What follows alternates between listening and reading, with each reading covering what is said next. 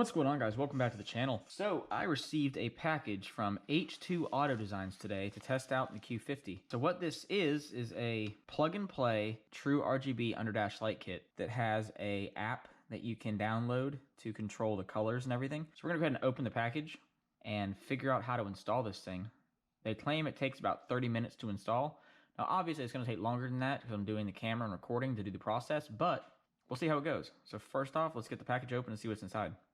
So if you don't know this about me yet, I like things to be subtle, not be too over dramatic or over the top. And for me, if this interior light kit works the way it should, as it's been seen in the videos from their website, this will be just enough for me to light up the interior, but not deter or detract from the rest of the interior of the car. So in this kit, we got an install bag. It's got some zip ties, alcohol pads, some Velcro, glue, and a whole roll of electrical tape. We got a clothes hanger, which I'm going to assume is for wire routing if you need to get in somewhere that you can't quite reach to. We got a plug and play harness that plugs in somewhere under the dash that I'm going to go in and find out in a minute where that might mount to.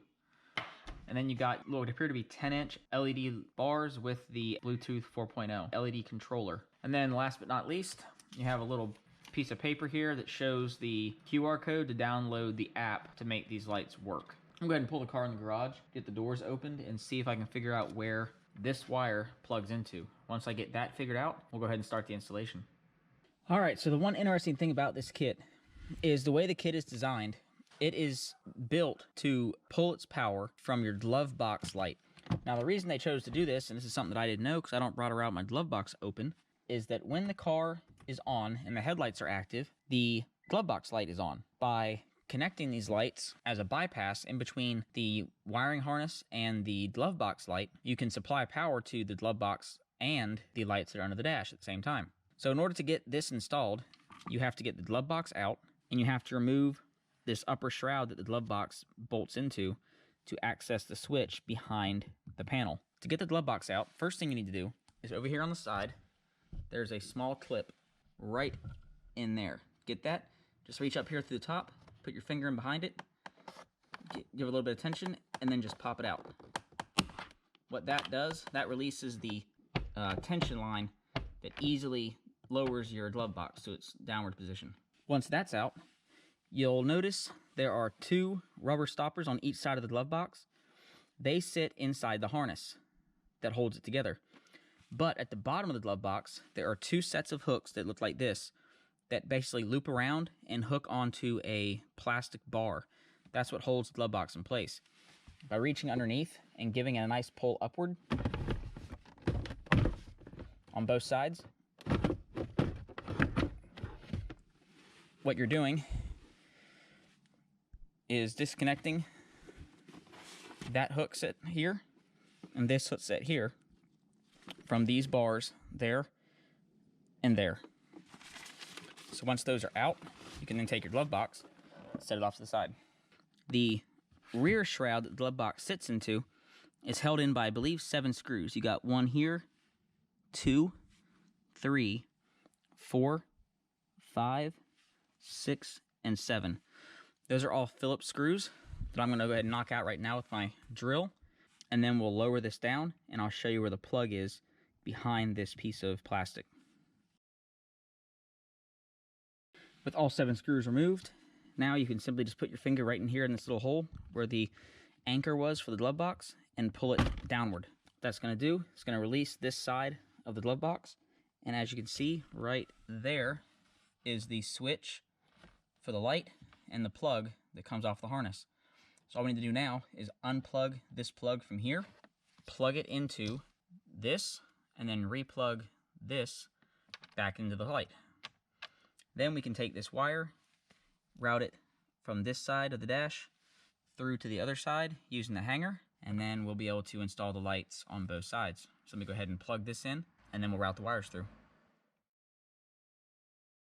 All right, so before I explain where I'm going to put it, I need to make sure to verify that it fits still, but I did feel this worthy of mentioning. If you need more access back here, and that's just not cutting it, this side panel right here comes off with 3 clips and it pulls out. Once this side panel is removed, this whole piece will then also unplug and come down just like that, which gives you so much space back here for activities. So now with that said, Let me go ahead and continue working on the install portion, and then I'll show you where I'm leaning toward once I verify that it all fits. All right, so with the pigtail installed between the light switch and the OEM light plug, we now have the ability to run power to the lights. So what I'm gonna do now is, since the actual light bar itself, the wiring is so long on these light bars, I'm gonna go ahead and run only one of these light bars across to the driver's side from behind the dash in the same place that I have my remote start wire running. You'll see that shortly. Alrighty, so as you can see, the box is back in and everything fits the way it's supposed to originally. Now, let me show you what I did. Pull this back down, unclip this side again. So what I ended up doing was I bundled all my wire right here on top of this panel and just tucked it underneath the factory harness that was already clipped up there. I then took one of those alcohol prep pads that came with the install kit. I cleaned the backing of this plastic plate and the backing of the Bluetooth module. Put the Velcro in that was supplied with the kit in between the two, so now this is mounted to this. The plug is plugged in right there. It runs up here to the top and is nice and clean and tucked in up under all this factory wiring here. And now I'm just going to go ahead and put this back in.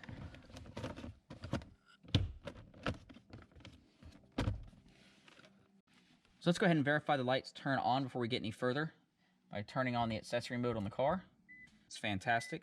So now, let me go ahead and get this side panel put back in right here, bolt this piece back down, and then put my glove box back in. And then we'll worry about routing these and finding a location to securely store them and the wiring that's connected to them. All right, so for the driver's side, once I got the light through, I just tucked the wiring back behind this protector.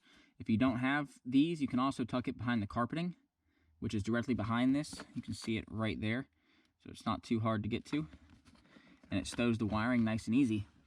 What I was able to do on this side was I didn't use any of the actual tape that's on the light itself. It's held in by a zip tie here and a zip tie over here. This zip tie is slid in just behind the OBD2 port, and this one is slid in just in this little open cavity here, wrapped around the trim and tied down. So if I ever need to remove this to get this undercolumn off, I just got to slide the light out of the two zip ties and it's good to go. Now, that doesn't mean that I wouldn't have success with the tape, because as you can see here, I have a base knob installed, held on with nothing but tape, and it's been there for about 2 years now. So 3M tape will stick to this plastic, no problem. Just I didn't need to use it in this instance specifically. So on the passenger side, there really wasn't anywhere I could zip tie it without drilling holes into the panel. I didn't want to do that. So I did on this side use that second alcohol pad to clean off the plastic thoroughly, let it dry. And then I peeled the backing and stuck the 3M tape that came with the lights to the bottom of the panel. And it is on there really good. It's secure. It's not going anywhere. And with the excess wiring, I just folded it up and tucked it right on top of this panel that it's mounted to.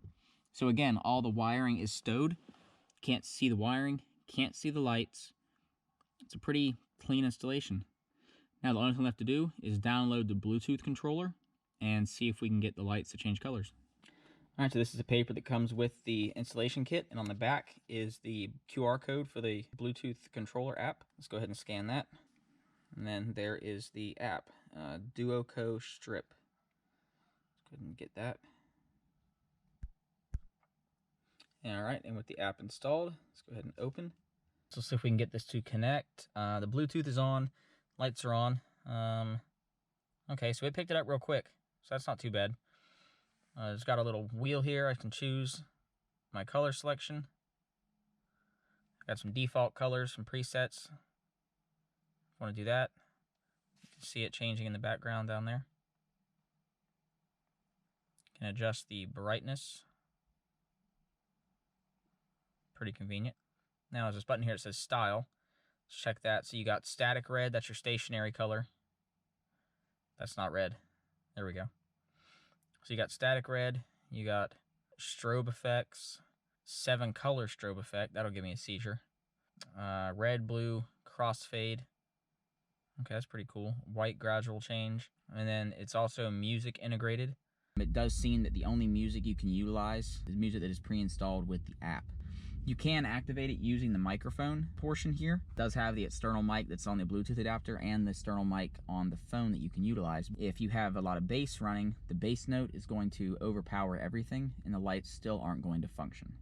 So after installation and a little bit of time playing with the system, what do I think? I think the Footwell lighting kit made by H2 Auto Designs is a definite positive purchase. For single color lighting, it's $59.95, and for the multicolor, it's $64.95. So depending on what you want, they have the options available. Currently, they're only making Nissan and Infiniti kits, but who knows, they may expand their product out to different makes and models in time. I don't know. I'm not a spokesperson. I'm just a installer. If you have any questions regarding that, you can contact them on their website, which I'll link below in the description. That said, the multicolor kit that I received went in relatively simple. It says on the website no more than 30 minutes for install. If I'm being honest, I probably could have done it in 20 had I not had to mess with the camera and getting all the angles right and the recording process. So with the wide variety of color, ease of use, and the ease of installation, I definitely recommend this kit to anyone looking for a simplistic lighting upgrade to their interior without going too far, too dramatic, and without requiring any modification to the actual car itself. So again, I'm going to go ahead and leave the links to the website in the description below. If you enjoyed the video, make sure you smash the like button. If you aren't already subscribed and you want to keep following along with different tutorials, product reviews, and so forth, go ahead and hit the subscribe button, and I hope to see all of you again on the next one.